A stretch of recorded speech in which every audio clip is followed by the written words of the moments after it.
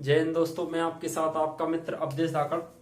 देखिए, math bye धाकड़ sir में आपका स्वागत है। चैनल को लाइक करिए, सब्सक्राइब करिए। मैथ बाय धाकड़ सर, जैसा कि मुझे शिव कुमार सर ने बताया कि सर जीव विज्ञान पढ़ाइए, बच्चों ने बोला है, तो आज मैं आपके बीच लेकर आया हूँ जीव विज्ञान की क्लास।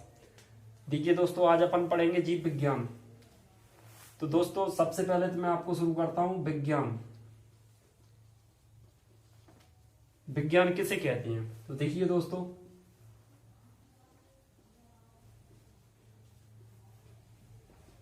प्रकृति के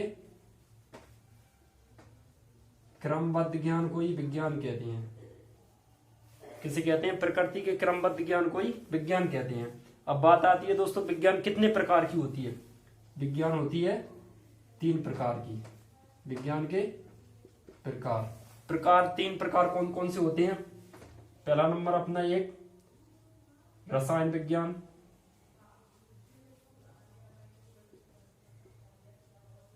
दूसरा नंबर भौतिक विज्ञान,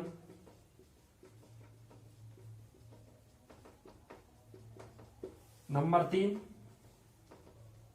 जीव विज्ञान।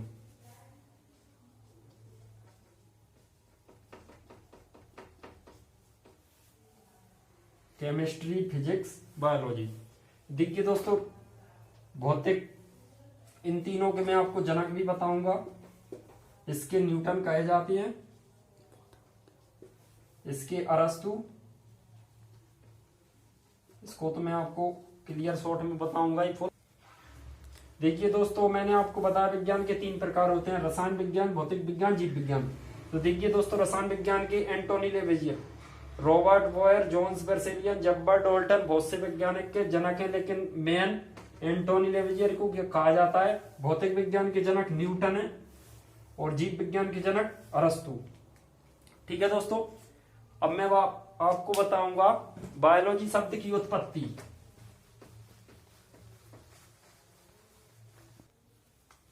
बायोलॉजी शब्द की उत्पत्ति।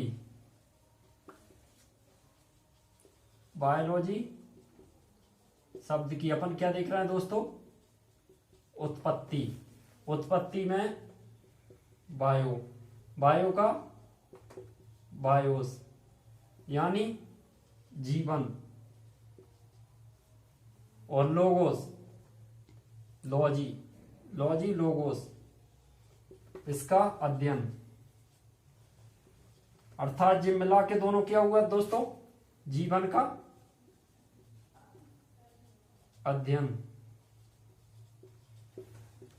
जीवन का अध्ययन अर्थात जीवन का अध्ययन। देखिए दोस्तों, बायोलॉजी का अर्थ होता है जीवन का अध्ययन या सजीव का अध्ययन। अपन बायोलॉजी में जीवन का अध्ययन पढ़ेंगे। ठीक है दोस्तों, जीवन का अध्ययन, बायोलॉजी का पूरा अर्थ। देखिए दोस्तों, बायोलॉजी शब्द की उत्पत्ति। अब मैं आपको बताऊंगा बायोलॉजी शब्द की उत्पत्ति। बायोलॉजी शब्द किसने दिया? जीव विज्ञान शब्द किसने दिया? वैज्ञानिक 2 हैं अपने, लेमार्क, ट्रेवेरेनस। लेमार्क और ट्रेवेरेनस ने बायोलॉजी शब्द का नाम दिया। ठीक है दोस्तों, जीव विज्ञान कितने प्रकार की होती है? जीव विज्ञान 2 प्रकार की रहती है, 2 शाखाएं रहती हैं इसमें। जीव विज्ञान की शाखाएं, वनस्पति विज्ञान,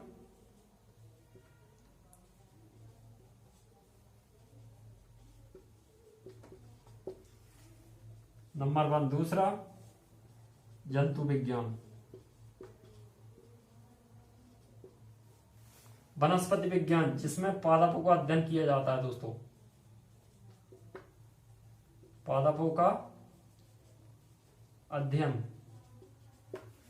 इसमें जीव जंतुओं का अध्ययन। जंतु विज्ञान में जीव जंतुओं का अध्ययन किया जाता है। वनस्पति विज्ञान के जनक किसे कहा जाता है दोस्तों?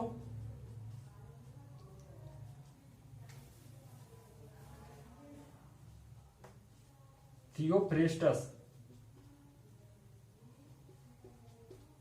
वनस्पति विज्ञान के जनक थियोफ्रेस्टस, जिसमें पादपों का अध्ययन किया जाता है। जीव विज्ञान की दो शाखाएं थी, वनस्पति विज्ञान, जंतु विज्ञान। वनस्पति विज्ञान के अंदर पादपों का अध्ययन किया जाता है दोस्तों, जिसके जनक या पिता थियोफ्रेस्टस को कहा जाता है। जीव जंतु विज्ञान, जिसमें जीव जंतु का अध्ययन किया जाता है, इसके जनक अरस्तु कहे जाते हैं। जिसके जनक क्या कहे जाते हैं दोस्तों? अरस्तु कहे जाते हैं।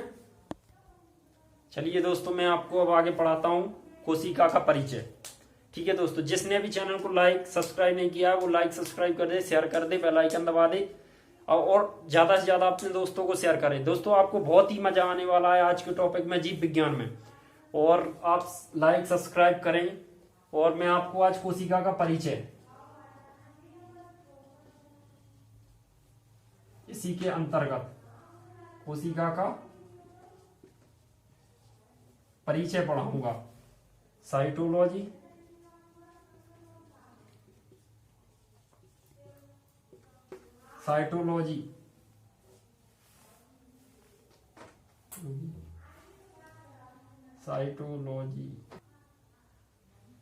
साइटोलॉजी कोशिका का अध्ययन साइटोलॉजी के अंतर्गत किया जाता है। साइटोलॉजी, काइटोस बना, काइटोस से अपना सेल बना, लोगोस का मतलब स्टडी अध्ययन,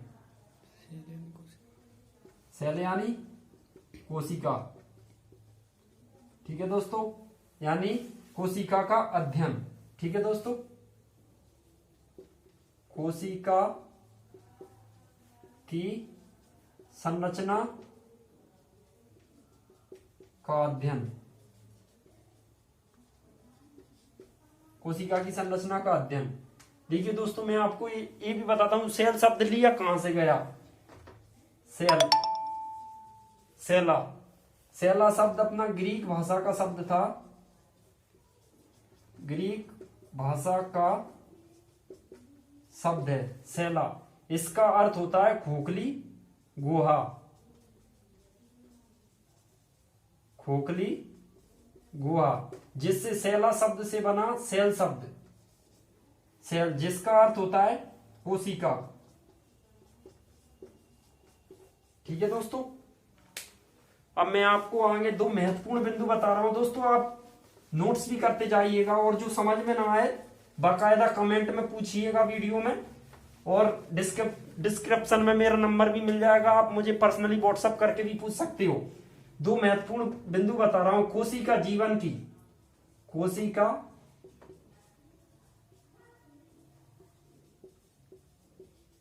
जीवन की महत्वपूर्ण संरचनात्मक और कार्यात्मक इकाई है। कोशिका जीवन की महत्वपूर्ण संरचनात्मक और कार्यात्मक इकाई है दोस्तों। कोशिका संरचनात्मक और कार्यात्मक, कोशिका से ही हम हमारी संरचना बनी है, शरीर की कार्य कर रहे हैं कोशिकाओं के द्वारा। दूसरा बहुत ही महत्वपूर्ण बिंदु है, कोशिका जीवन की संरचनात्मक इकाई है कोशिका। दूसरा, कोशिका जीवन की बहुत महत्वपूर्ण इकाई है।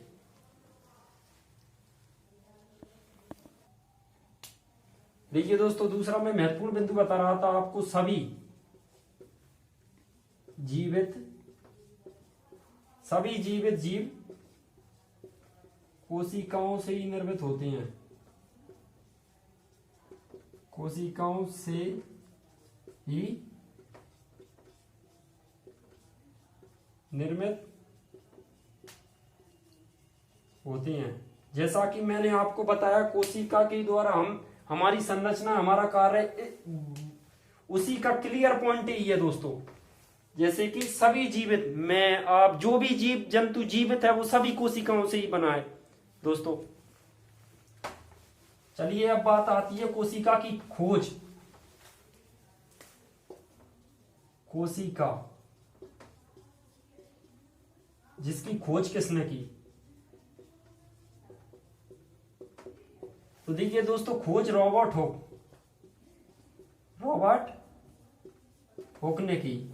रॉबर्ट हुक ने कोशिका की खोज कितने सन भी पूछ सकता है आपको कि रॉबर्ट हुक ने कितने सन में, तो सन 1665 में की। और इसमें भी दोस्तों महत्वपूर्ण पॉइंट मैं आपको बता रहा हूं, नोट करते जाइएगा। कॉर्क पेड़ के टुकड़े या छाल पर अपने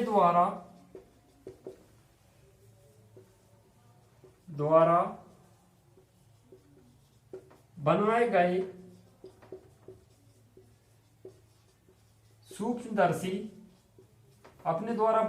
सूक्ष्मदर्शी से की। ठीक है दोस्तों, अपने द्वारा बनाए गए सूक्ष्मदर्शी से की। दूसरा पॉइंट, कोशिका की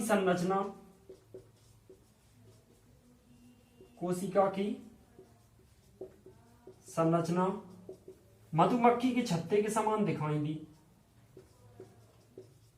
मधुमक्खी के छत्ते के समान मधुमक्खी की छत्ते। यहां कोशिका मृत कोशिका थी। ठीक है दोस्तों, अब हम आगे देखते हैं। दोस्तों अभी तक जिस भाई ने भी हमारे चैनल को सब्सक्राइब नहीं किया है, मैथवाद धाकड़ सर, तो कृपया करके उसको सब्सक्राइब करें और अपने दोस्तों के साथ वीडियो को ज़्यादा से ज़्यादा शेयर करें। और दोस्तों लाइक जरूर करें, जिससे हमें पता चल सके वीडियो आपको कैसी लगी। और एक प्यारा सा कमेंट करके बताएं अगर आपको अच्छी लगी हो, जिससे कि हम और अच्छी क्लासें आपको प्रोवाइड करवाएंगे। चलिए दोस्तों आगे क्लास में समझते हैं। दोस्तों वीडियो को पूरा देखें। आपको मैं एक पॉइंट और बताऊं, रॉबर्ट हुक ने अपनी पुस्तक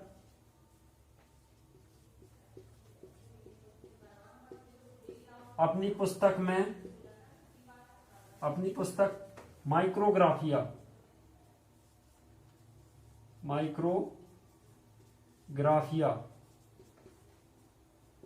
में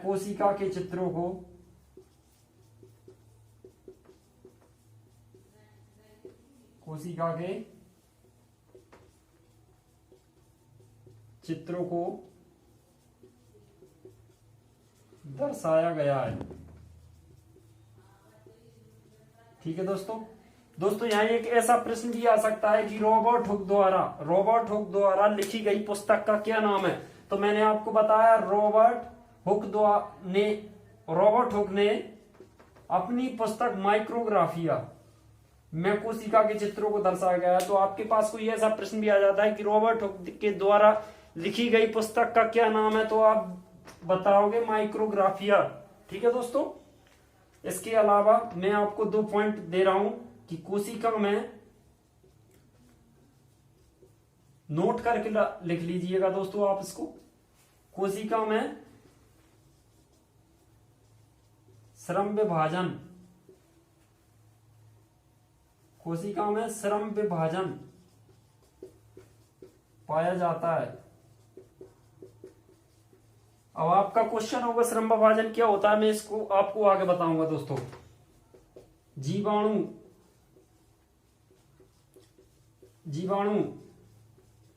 बैक्टीरिया शब्द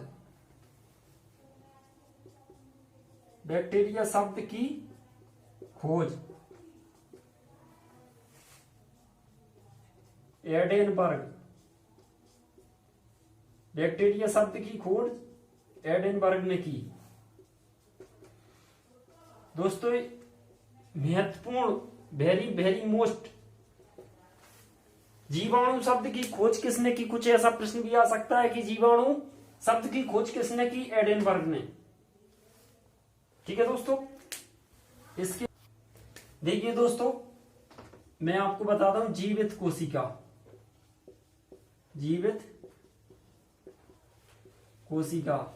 तो मैंने आपको वहां पे बताया था कोशिका का परिचय पढ़ रहे थे, मैंने आपको कोशिका की खोज बताई थी। वहां पे खोज किसने की थी? रॉबर्ट हुक ने वहां कोशिका की खोज 1665 में की थी दोस्तों, रॉबर्ट हुक ने। तो मैंने आपको एक बिंदु में लिखवाया था कि यहां कोशिका मृत कोशिका थी, मृत कोशिका। लेकिन अब अपन बात कर रहे हैं जीवित कोशिका की। जीवित कोशिका की खोज एंटोनी वॉल न्यूवेनहॉक। तो आपको कुछ ऐसा प्रश्न आ जाए कि जीवित कोशिका की खोज किसने की? एंटोनी वॉल न्यूवेनहॉक ने। और वैसा कोई ऐसा प्रश्न आ जाए कोशिका की खोज किसने की? रॉबर्ट हुक ने। या मृत कोशिका की खोज किसने की? रॉबर्ट हुक ने। जी है दोस्तों। और मैंने आपको एक पॉइंट भी बताया था दोस्तों कि कोशिका की संरचना, कोशिका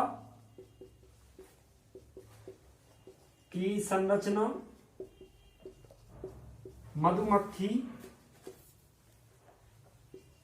मधुमक्खी के छत्ते के समान है, छत्ते के समान। देखिए दोस्तों मैं आपको चित्र बना के बता रहा हूं।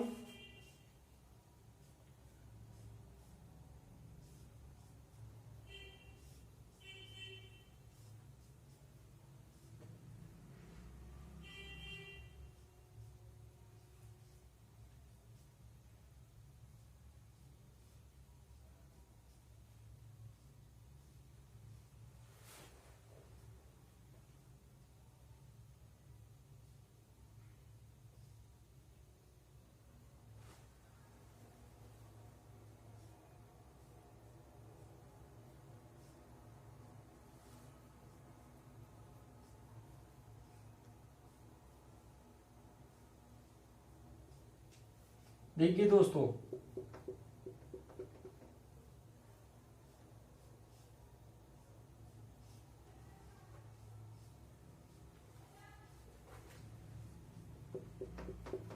सेम मधुमक्खी के छत्ते के समान। ठीक है दोस्तों आज अपनी क्लास यहीं तक रखते हैं।